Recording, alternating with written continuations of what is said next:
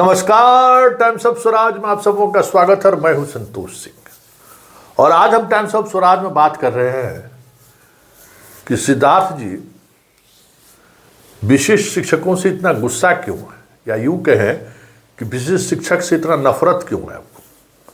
आज ये सवाल कर दिए हम, कहें कि जवाब देंगे, इस पर इंतजार करिए, इनका जवाब भी आएगा। सिद्धार्थ जी आपको तो जवाब देना होगा इस पर, क्योंकि विधानसभा में भी ये सवाल उठा है कि भाई एक नियमावली के तहत जो शिक्षकों के तबादले की बात थी उसमें नियमावली तोड़ने की जरूरत क्यों महसूस हुई। आखिर विशिष्ट शिक्षक ने क्या गुनाह किया था। इस सवाल को तो आज टाल गए, वो इस पर जवाब देंगे, लेकिन इस दौरान बहुत सारी चीज़ें जानकारी हमें मिली है।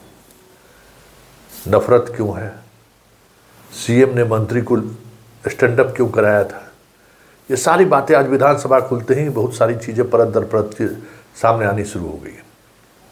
बहुत कुछ चल रहा है विभाग पर, मंत्री एसीएस के बीच, निदेशक एसीएस के बीच, शिक्षा विभाग के अधिकारी और एसीएस के बीच, मतलब एक अलग तरीके का माहौल मतलब शिक्षा विभाग में, मतलब गजब। मतलब ये पैनिक की स्थिति के पाठक के समय में भी नहीं था, जो स्थिति अभी शिक्षा विभाग में है। हैरान रह गए हम, बात हुई तो हम हैरान रह गए, हतप्रभ रह गए कि भाई ऐसा भी हो सकता है। क्योंकि के पाठक जो आदेश करते थे या जिस आदेश को लेकर वो आगे बढ़ते थे, खुद इन्वॉल्व होते थे, घंटों उस पर मनन करते थे, घंटों बहस करते थे, शिक्षा विभाग के अधिकारियों से बैठक करते थे, जिला में पदस्थापित अधिकारी जो अभी वीडियो कॉन्फ्रेंसिंग होता है वहाँ के अधिकारियों से वीडियो कॉन्फ्रेंसिंग के माध्यम से फीडबैक लेते थे कि आखिर जो हम निर्णय लेना चाह रहे हैं या जो हम करना चाह रहे हैं उस पर आप लोगों की क्या राय है। और वो सभी तरह के राय को समेकित करके वो निर्णय लेते थे, और इसलिए उन्होंने हर फैसला घंटों में लागू किया। जो महीनों में नहीं लागू हो सकता था वो घंटों में लागू करके दिखा दिया। लेकिन यहाँ तो महीनों में भी स्टार्ट करने हुआ। अब ये बात बताइए कि 11,000 से अधिक शिक्षकों का भी प्रान नंबर जनरेट नहीं हुआ है। नहीं, प्रान नंबर तो बहुत सारे लोगों का, मतलब टेक्निकल ज्वाइनिंग नहीं हुआ है अभी तक। अब उसी को आर में ले रहे हैं, वही आर आ रहा है कि भाई अभी नहीं हो रहा है। अरे जब आप बीपीएससी वाले को छाट दिए ही, सब कुछ अलग कर ही दिए, टेक्निकल ज्वाइनिंग कराने की जिम्मेवारी किसको है। जिला क्यों नहीं सपोर्ट कर रहा है, जिला वैकेंसी क्यों नहीं भेज रहा है। इस दौरान ये भी बात पता चली कि अभी तक वैकेंसी को लेकर 3 बार पत्राचार हुआ एसीएस और जिला के अधिकारियों के बीच, और तीनों बार वैकेंसी अलग अलग आया। अंततः स्थिति यह है कि शहर के अलावा कहीं और वैकेंसी नहीं है जहां शिक्षकों का स्थानांतरण किया जाए या फिर टीआरई 3 के शिक्षकों की पोस्टिंग की जाए। छात्रों की संख्या के हिसाब से भी वो फिट नहीं बैठ रहा है, क्योंकि एक मतलब इस तरीके की अराजकता वाली स्थिति हो गई है कि कोई भी पदाधिकारी काम करने के मूड में नहीं दिख रहा है। सब लोग नौकरी बचा रहा है। भाई जो हुक्म हुआ बस करके वहाँ अपने दिमाग नहीं लगाना, वहाँ पे जाकर ठहर जाना। उसी में विशिष्ट शिक्षकों की भी बात आई कि भाई आप तबादला किए कैंसर वाले, तो ये तो मान लीजिए 2 साल से ये लोग शिक्षक हैं, जो 10 साल 12 साल 15 साल से शिक्षक हैं आपके यहाँ, उनके परिवार में, और वो बाहर है, तो उनको क्यों नहीं हुआ, क्यों। अब जबकि आपका खुद नियमावली है, आखिर क्या गुनाह इसने किया है। सक्षमता वाले में जो सीएम के साथ जो नियुक्ति पत्र का वितरण हुआ, अधिकांश जिलों में नियुक्ति पत्र वितरण नहीं हुआ, अधिकांश जिलों में नियुक्ति पत्र वितरण नहीं हुआ है। हेडमास्टर साहब ले जाइए, अब हेडमास्टर साहब बहुत सारे लोगों को ले गए, नहीं ले गए। मतलब जो एक फंक्शन होता था पाठक के समय में नियुक्ति पत्र को लेकर, कहीं दूर दूर तक देखने को नहीं मिला। लगा ही नहीं कि शिक्षा विभाग का कोई कार्यक्रम हो रहा है और उसका इम्पैक्ट जिला स्तर पर हो। लगातार सब लोगों का यही कहना है प्रान नंबर को लेकर प्रॉब्लम है, आप वेतन नहीं दे पा रहे हैं। आप कह रहे हैं कि पुरनका जो फिक्स है वही लीजिए, प्रान बाद में हम आपको जो है एरियर के साथ दे देंगे। क्यों, क्या प्रॉब्लम है जो एरियर के साथ देने की बात कर रहे हैं। कई लोग ज्वाइन हुए तो कई महीने हो गए ना, हैं? अब मार्च में अगर पेमेंट नहीं हुआ तो फिर तो मामला फंसेगा। वो गोपालगंज पेमेंट किए है, मामला फंसेगा, और मामला फंसेगा तो कोई ज़रूरी है कि यही एसीएस रह जाए। और मार्च के बाद फिर नया अलॉटमेंट तो जून में आएगा। अभी जो मान लीजिए कुछ आया अलॉटमेंट, उसमें अगर आप नहीं कर सके तो फिर जून में अलॉटमेंट आएगा। कैसे पेमेंट करिएगा? सब विशिष्ट शिक्षक सब होली बिना पैसे के बीत जाएगा।